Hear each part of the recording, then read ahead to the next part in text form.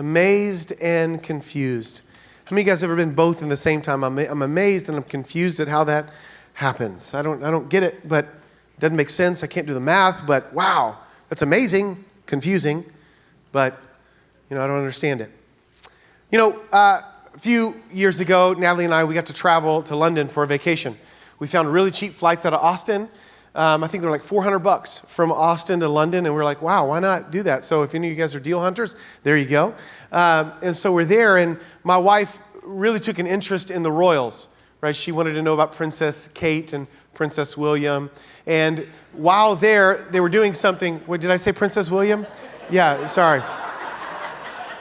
Freudian. So we're there, and at the Kensington Palace is where some of the royals live. There's half of it you can tour, and the other half they live. And they were doing a special thing where you could view Princess Diana's dresses. So my wife loved Princess Di, and she could see some of the actual dresses she wore, and she was known for her fashion.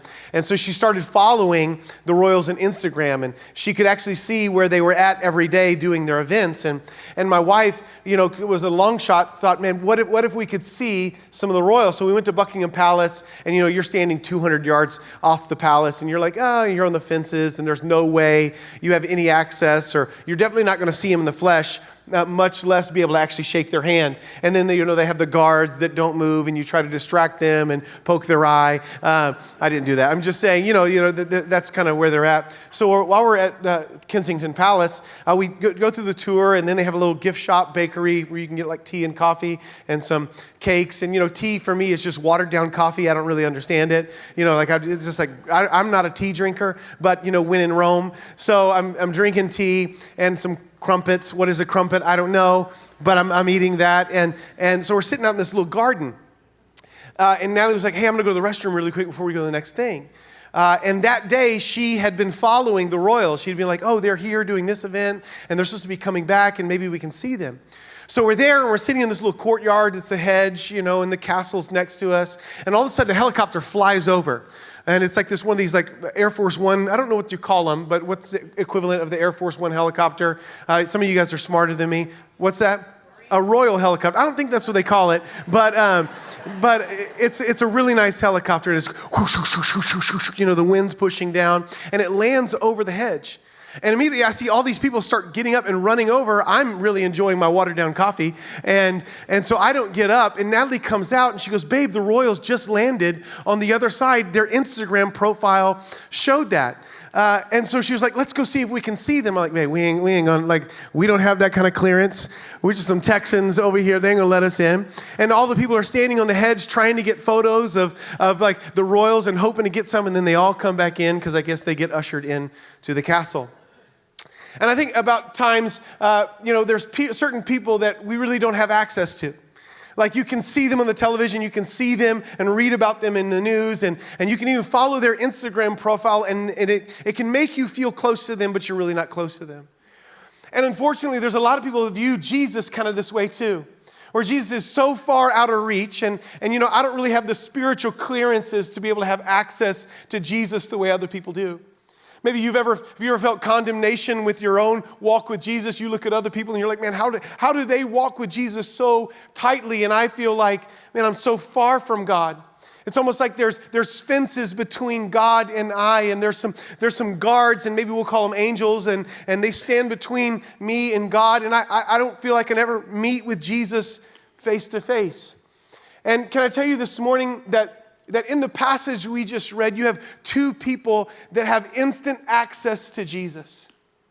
Which tells me this, that no matter where you come from or what part of life you are journeying from, you can have access to Jesus. Jesus does not have walls around himself. Jesus does not have guards. Jesus does not have a helicopter where he lands behind the hedge and is ushered into a castle. Can I tell you that Jesus walks among us? Jesus wants to meet with you and I. Jesus wants to meet with people who are high in society and low in society. People wants to meet with Jesus who have their life together and people who have nothing together. Come on, all my nothing together people, can I get an amen, right? Like Jesus wants to meet with you. And Jairus, you would understand, Jairus was a synagogue leader, so he could pull the right connections. He knew the right people. He was in power. And Jairus comes up to Jesus and falls at Jesus' feet and says, Jesus, my daughter's about to die. The one we don't understand is the woman. The woman who sneaks up and finds Jesus. But here's the beauty of Jesus. No matter where we come from in the social structure, we all have common ground at the foot of Jesus, where we have to kneel down and go, hey, there is unity between you and I because we were in a desperate place and only Jesus could solve it. And that's the beauty of a church. That's the beauty of this church. This is a heaven church where people from all walks of life, where people from way up to down low, in the middle, from people who are following Jesus to people who are just figuring out Jesus. Come on, where's my figuring out people? I'm just trying to make it through the day. Can I tell you, at the foot of Jesus, we are all equal. We all find commonality at Jesus. Can I tell you that Jesus is not detached from you? Jesus is not inaccessible from you, but Jesus wants to meet with you. And at some point in our lives, maybe once, twice, 3 times, maybe 7 times, maybe 15 times, we all have desperate situations where we've tried everything else and really now the only thing left is Jesus. Come on, somebody. How many of you guys met Jesus and he was not 1, 2, 3, or 4 on your list? He was 78. And you were like, well, I've tried everything else. I guess I'll try Jesus, right?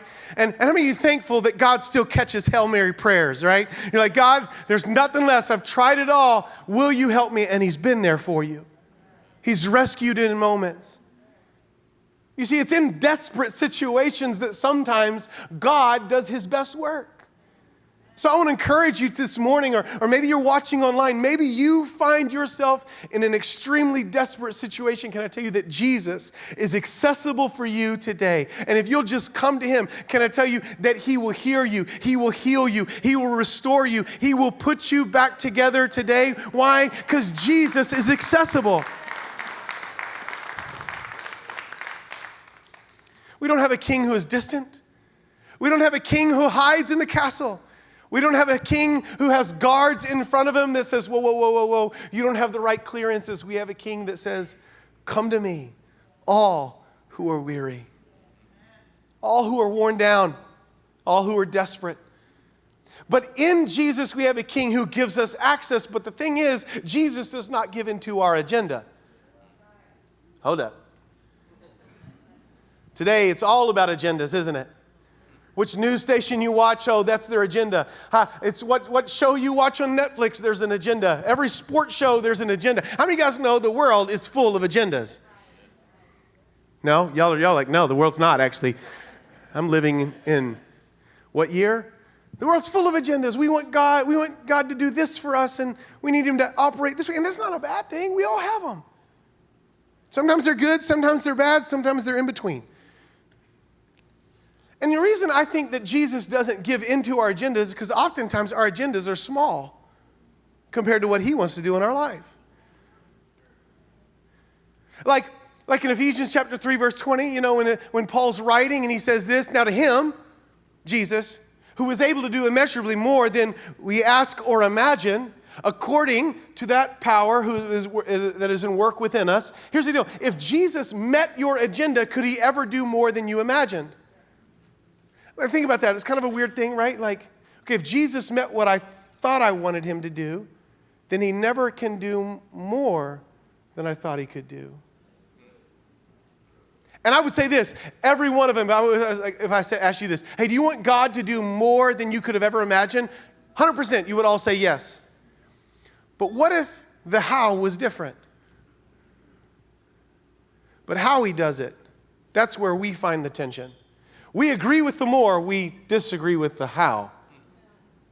Because we have our own timeline. We have our own agenda. Jesus and our agenda. You ever think about that? How does Jesus and our agenda line up? You see, Jesus gives access, but does not give in. Jesus says, come to me, but then Jesus has his own plan. Jesus says, anybody can make their way to my feet. I'll restore them, set them back up, but I have my own schedule. How many of you guys have vacation friends? Like friends that you would go on vacation with? Like, they're real friends if you can go on vacation with them. How many of you guys have friends that there's no way we would ever go on vacation together? Not even happening. Like, I love you. We'll be in Connect group together, but I'm not going on vacation with you. I go on vacation to get away from you. I think about it like this. I think there's really two subgroups of vacation people. And depending on where you go, you can be both at the same time, or you are all one.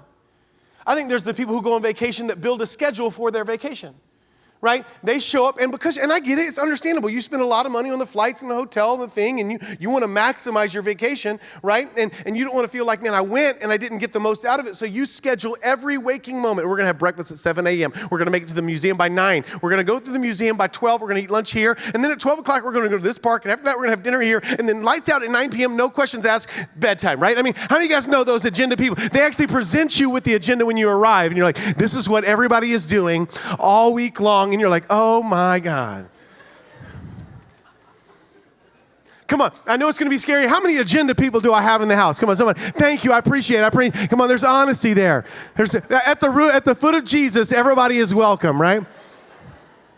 And when I go somewhere interesting, that's me. You can ask my wife. Like, I'm going to schedule everything. I know where to go because I want to get the most out of it, right? Like, when we went to London, I was like, babe, we're going to go here, we're going to go here, we're going to go do this, right? And she was like, fine, just show me where to go. My wife is not an agenda person. My wife is an anti-agenda person. She's like, put me on a beach with a book, and like, I don't want to do anything, right? I don't want to do anything. Like, that's the point, to go on vacation so you don't have a schedule. Now, here's the deal. A few months ago or years ago, we had a friend that wanted to join our family vacation. And we have a family friend, Natalie, we won't tell you her name, but we got a family friend who loves to agenda our family vacation. And we give them access. We would love for you to join us, but we're not following your agenda. So this friend came on our family vacation and she was like, okay, so I'm thinking we could do this and we could maybe do this there and we could eat here and here's the menu. And I'm like, whoa, whoa, whoa, whoa, whoa, whoa, whoa, whoa, whoa, whoa, whoa, whoa, whoa. You can join us. We are not joining you, right? Like, you have access to our vacation, but you are not setting the agenda on our vacation. Come on, somebody. Can we say this? Jesus says we can join him, but Jesus does not join our agenda. Why? He has his own agenda. He has his own plan. He has his own destiny. He has his own purpose. And here's the deal. Why? In Isaiah, it says that his ways are higher. So he sees things that we don't see. And sometimes in the middle of a painful moment, we go, God, I don't understand. I'm confused as to why you are not going along with my agenda, because my agenda is very scriptural. It's very good. It's very biblical. I've vetted it. So Jairus comes, and here's the deal. He has an agenda. We all have an agenda. You have an agenda. I have an agenda. Every person has an agenda. It's not a bad thing. It's a human thing. We all have something that we would like God to do for us if he could do it. Even atheists. I mean, if you could prove yourself, I'd believe in you. We all have an agenda. Every person has an agenda. It's not a bad thing. So Jairus comes and he says, listen, my daughter is literally taking her last breaths. So it's not she's really sick. The picture is this. She is actually dying. Like the doctor's like, you got 3 hours. Say your goodbyes. We are pulling the plug. And so Jairus comes to Jesus with an agenda, right? And you've got this moment where he falls down at the feet of Jesus, and Jesus says, all right, cool, let's go. And how many of you guys know the relief that Jairus must have felt? Oh my goodness, thank God. Jesus is with me now. Okay, we're good. Because he had heard the reports. Right? He had heard, okay, that Jesus is in town. He's back on my side of the lake. Okay, where's he at? So you can imagine the frantic pursuit of Jesus. I got to find Jesus. Where's he at? Okay, there he is. Jesus, my daughter's about to die. Will you come with me? Please hurry now. And Jesus is like, yeah, cool. All right, come with you. So Jesus gives him access, but Jesus follows a different agenda. So as Jesus begins to make his way towards Jairus' house, an interruption comes. How many of you guys have ever been made to wait while watching somebody else get a miracle? But how many couples you've been praying for a child and all your friend group continue to have children and you're like, yay. So happy for you. But you're made to wait, and you're praying, and you're like, Jesus, come on, I thought you were gonna give us a child. Why are you giving them a child? And here Jairus is forced to do that very same thing. Can you imagine the nerves? Come on, how many of you guys, you got one of your spouse who is always late, right? And you're like, can you please hurry? I'm going to tell you 15 minutes early. You know what I'm saying? Like the event starts at 10, but I'm telling you 9:15. Come on, how many of you guys got a spouse? I'm not saying it's always women, because come on, men will do that too, right? It depends on the type of event. If my wife is like, babe, I really want to go this, I'm like, oh, I drag my feet. I do it. But if it's a tea time, I'm there an hour and 15 minutes early. Jairus is sitting here, this woman interrupts, and he's going, oh my God, are you kidding me? The worst possible time? And he's got to watch. And she gets a healing, and he's going, my daughter's going to die. I mean, come on, put yourself in this situation. He's looking at his time, he's sweating, he's angry, he's going, what are we doing? And some of us, this is how we wait on God. Come on, God. Where are you at? Come on. How many of you guys get angry faced with God? Everybody gets angry faced with God? Don't act like your prayers are all pretty. Don't act like you're patient all the time. Some of you left the church because you were mad at God. I'm just waiting on the Lord. He shall renew my strength. No, you get mad. Come on, Jesus. And here he is watching this woman. She's not even dying. She's just got some weird inconveniences. It's kind of an awkward thing. Can we go over here? My daughter's dying. You ever been single and you watch all your friends get married? You're watching them have all their miracles. You're going to their weddings, and you're like, oh, I'm so glad you found somebody. So you got any friends? You know, like, oh, this is so great, you know. You maybe your marriage is on the rocks, and you go on a date night with your couple friends, and like, we just love one another, and they're getting all PDA, and you're like, gross. I hate this. And you just fought the whole way to dinner, and you're going to fight the whole way home, and you can't be happy for them because the situation you're in, come on, somebody, Jesus will give you access, but he does not give into your agenda. Because here, I want you to see this. And we're going to go to the woman in just a minute, but after Jesus does the thing with the women, he looks to Jairus, right? And Jairus' friends come and say, don't trouble the teacher. I wonder if you've ever thought about giving up. I'm just troubling Jesus. He's not going to do it. And some of y'all have some really bad friends that say the same thing to you. Man, why do you keep going to that church? You still believe in all that stuff? Why do you still pray? You still believe in all that? Maybe it's the internal dialogue does the same thing. Why am I even troubling Jesus?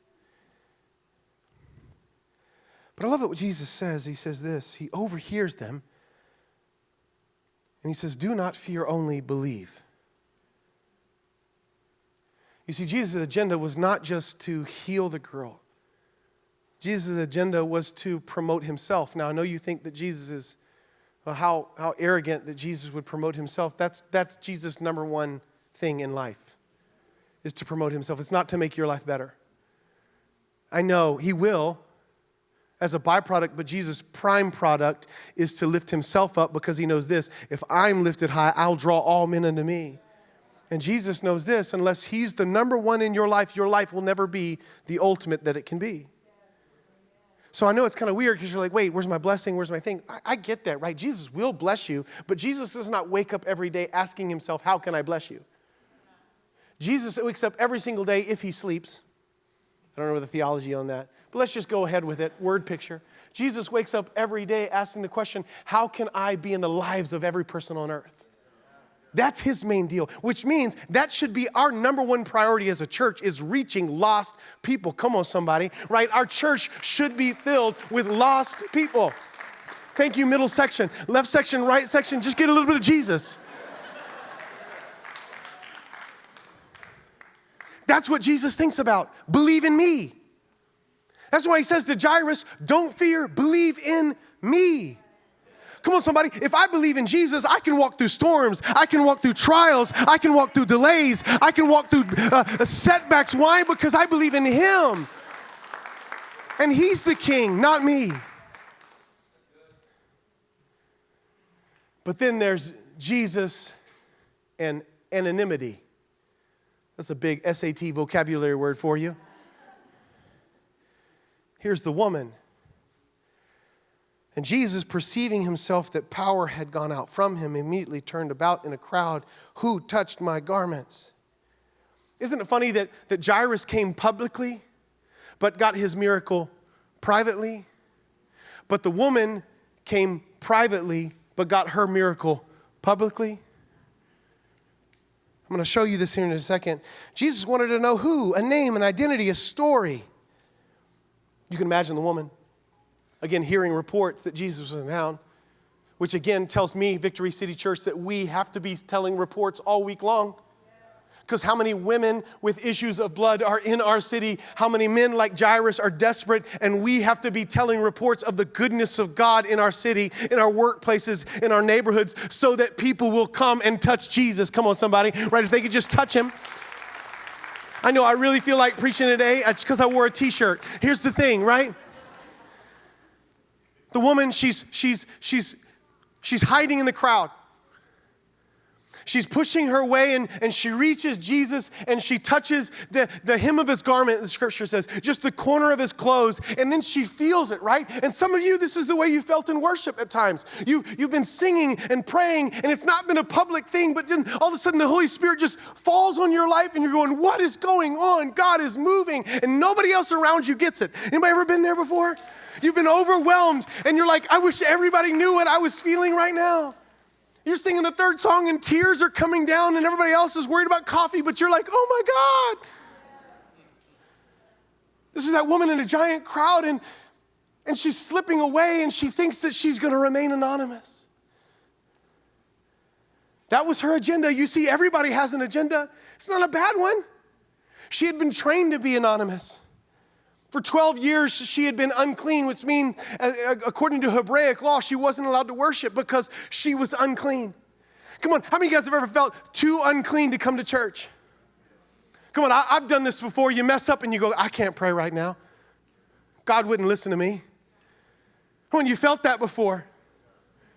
I've messed up too many times. God won't listen to me. And so she's slipping off. She thinks that she's got it. She's moving according to her own agenda. She makes it halfway through the crowd, and then Jesus goes, who touched me? You ever have those moments when your stomach falls to the floor? Like when you're in elementary school and the teacher called home, and you knew your life was going to be over? Because your parents trained you according to the belt. Anybody ever been raised like that? I'm not saying it's okay now, but that's just... You know, you make your own choices. It's that's a landmine, not going there. But I can remember being a kid and getting called to the principal's office or getting found out to do something and immediately, your stomach falls out and you're like, oh my gosh, I've now been seen.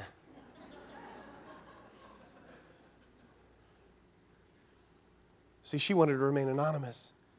Sin and shame had taught her to be anonymous. Sin and shame had taught her to stay to the corners of society. Because being unclean, no one could touch her. Because if they touched her, they were made unclean. You think a year of social distancing was imagine 12 years. No one embracing her, no one hugging her, no one inviting her to dinner, not being able to worship because she carried this shame. She was trained to be anonymous. This is what I love about Jesus. Because Jesus has his own agenda. He gives the woman access. Yeah, come to me. I'll do a miracle in your life. Oh, you think you're going with your agenda? No. My agenda. You see, Jesus wants to validate her pain. Jesus wants her to share her story, her testimony, and says, hey, come here. Yeah. Tell me the whole story. Now, Jairus over here is going, hold up, what, the whole story? Can we get the Cliff Notes really quick? Because that's a woman and the whole story. A woman and the whole story. 12 years of the whole story. Every detail, every rabbit trail, all the things, And Jairus is like, oh my God. Can you just film a video next week at church? Because this is too much. She begins to tell. I tried every doctor. It only made it worse. In fact, it bankrupted me. How many of you guys have tried to make yourself better with places outside of Jesus and it's only gotten worse? I thought this would help this time. I thought for sure, I got this book, I did on this program, I paid this money, got this coach, got in this relationship. It only made it worse. How many of us, we have our own agendas and ways to try to figure out our problems, but really the problems can only be solved by coming to the problem solver, and his name is Jesus. Maybe you find yourself here today after going to all kinds of spaces in your life, hoping that you could figure out the problem, but all you find yourself is your soul more and more bankrupt. This is where Jesus meets her. And if you've ever wondered what Jesus is like when he meets you in the middle of your shame, if you've ever wondered what Jesus is like when he says, let's use a term that you would understand, when he catches you, when you feel caught. And you would understand it because every other time when you've done something you're not supposed to do, when you get caught, it always is a bad thing, isn't it? So this woman wanting to slip off, that was her agenda. I wanted to remain anonymous. And many of you, that's the same story. You'd rather remain anonymous. Yes, God is moving in your life, but you'd rather remain anonymous. But can I tell you this? There's value in your story. There's truth in your testimony.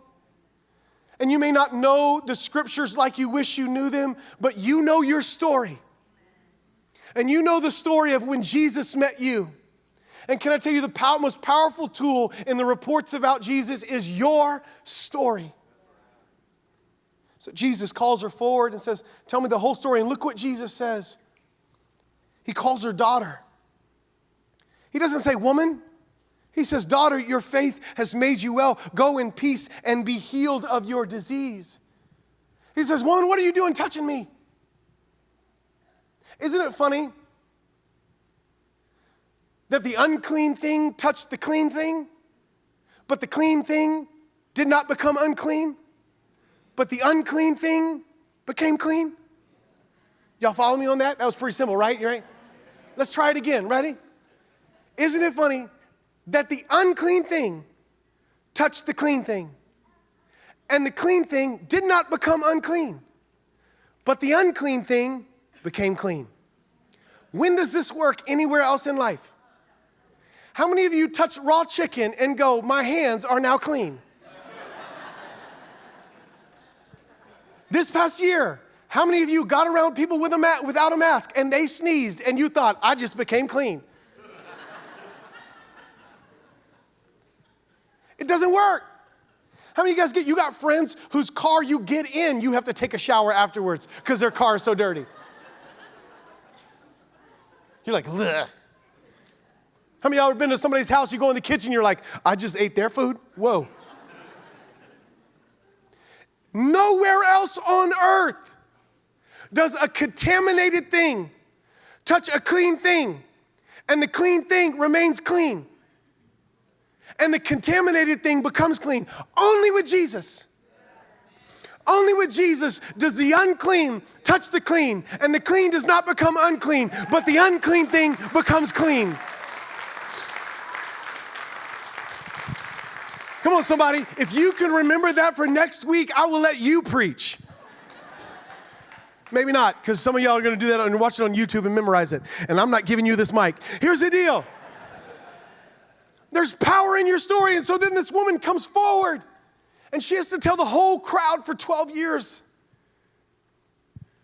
What power is in your story? Just start telling it. Here's what Jesus did for me. Come on, here's how Jesus saved me. Here's how Jesus set me free. Here's what Jesus is doing in me. And I promise you, there's power in your story. Jesus does not want you to remain nameless, a face in the crowd, but Jesus sees you and says, come on, tell your story. Tell your story. You got to imagine both Jairus and the woman are confused. Why does he want me to talk and why is he delaying? What's going on? There's confusion. And come on, how many of you guys have ever been confused on Jesus' timing? Come on. Like, I feel like whenever I'm in a moment, Jesus is never on time. Remember that old song, He's an on-time God? No, He's not. The man does not know to own a watch. He is late all of the time. In the moment. But then afterwards, you're like, oh, shoot, yeah, I see. I see, God. Oh, I see what you were doing. You know, you had your own agenda. Yeah, I see if you had given me that thing, I would have ruined that thing. And then like, okay, I see you, God, right? I see I was really too immature to handle the destiny of my life, but you had to put me through a decade of pain, so I was more mature, right? Like, I see that, God. Come on, when you brought him or her into my life, I wouldn't have been able to handle that right?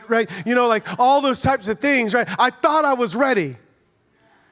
But in the moment, you're like, you are late. And I'm confused. And the confusion, I don't want to make light of it because it's very real and very painful. And some of you are experiencing that very confusion right now. And it's hurtful. God, where are you? God, why are you not coming with me? God, come on. My daughter's probably dead right now. Oh, look, they're coming to tell me she is. See, God? See, Jesus? And maybe some of you are on the other side of that situation where the thing that you were praying for is no longer possible according to your plan. The dream is dead. You're too old. It's not going to work out. The person's gone. There's no coming back now. And you're confused as to why Jesus did not step in. I heard Timothy Keller say this. He's a famous writer, pastor in New York City. He said, following Jesus will always cost you more than you thought you were going to pay. But will always give you more than you thought you were going to receive. You see, Jairus thought he was coming home to a healing, but Jairus came home to a resurrection. So Jesus and our amazement. So Jairus' friends come and say, don't trouble the teacher anymore. But Jesus overhearing. I know I said it earlier, but I'm thankful that Jesus overhears our doubts. Jesus overhears the conversations we have with ourselves. God, I don't know if it's going to happen, but Jesus hears you. In fact, he's been hearing them all week long. That's why you're here right now. That's why I'm preaching this message. Not because I know you're male, but because Jesus does. And Jesus knows you needed this. And so Jairus, he goes, well, I mean, she's dead, Jesus. What are we going to do now? And Jesus, isn't it funny that Jesus starts leading Jairus? You see, before, Jairus was like, come on. And then afterward, Jesus was like, no, yeah, come on, don't quit. You're not troubling me. Let's go. Let's go to the house. I know where you live. I know your address. I know you got a 3-car garage, Jairus. Come on, let's go. Come on, let's go. And for some of you who think Jesus is this massive, passive person, Jesus gets there and he goes, no, they're all sleeping, which is confusing. No, Jesus, she's not sleeping. She's dead. And it says in verse 40 that they began to laugh at him. And it says that Jesus put them out. Put them out. Did not politely ask them to leave. I mean, how do you ask people to leave your house? Hey, I think we're gonna turn it in for the night. We'll catch up another time. How many of you guys ever have those friends where you do all the cues, you do all the social cues, and they don't get it? Does anybody have any friends like that?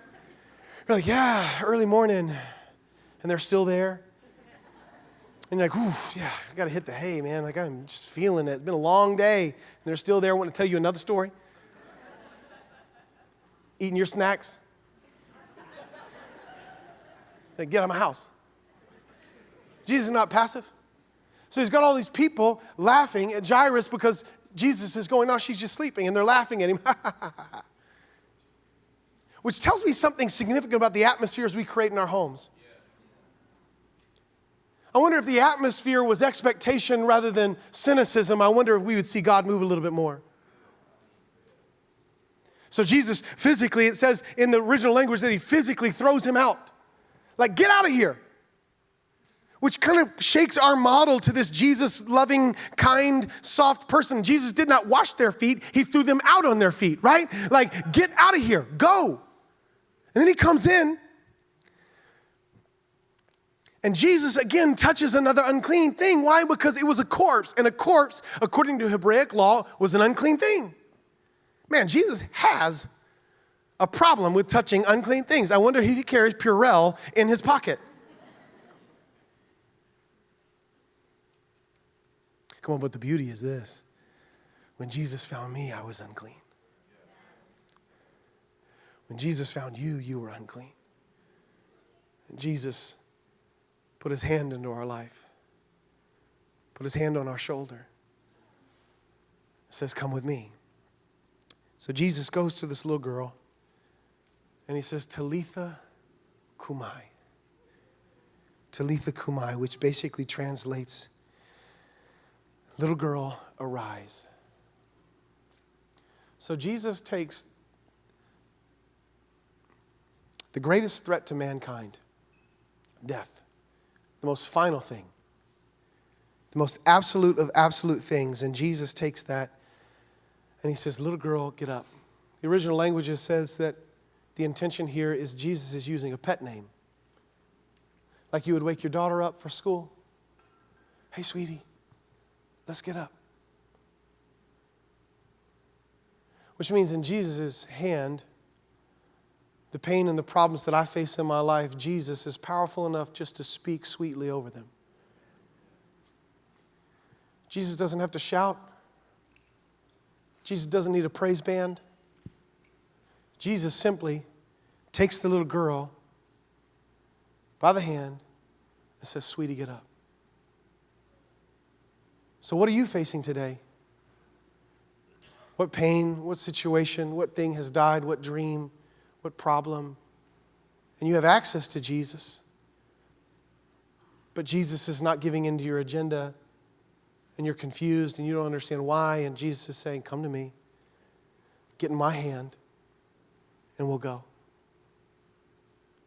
You see, I think there's amazement on the other side of that. In fact, the scripture says that they all stood or amazed and they were going, who is this guy? Can I tell you, in Jesus we have a king that is gracious enough to give you access, but powerful enough to hold you by his hand. And in any situation, any problem in your life, he just speaks. He says, son, get up. Daughter, get up. The dream's not dead. We're going to continue going. Your purpose isn't dead. Your calling's not dead. Your meaning's not dead. Your purity's not dead. Your mind's not gone. The addiction does not have a hold over you. Come on, you are restored in Jesus' name. Come on, in Jesus, we have somebody that can take us by the hand and pull us along.